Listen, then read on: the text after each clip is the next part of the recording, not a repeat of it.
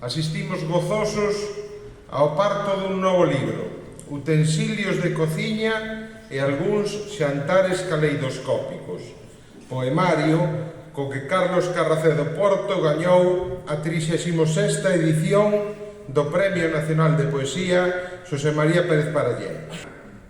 Pero é tamén un dos días máis importantes do ano no campo da literatura en Fene, porque hoxe cúmprese o aniversario do falecemento da escritora Carmen Beceiro Vizoso.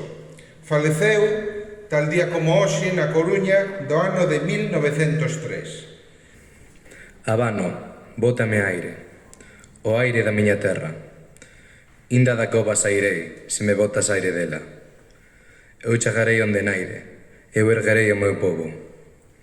Abano, bótame aire, miña terra, tan pequena e tan xigante. Onde estás que non te vexo? Abano, bótame aire.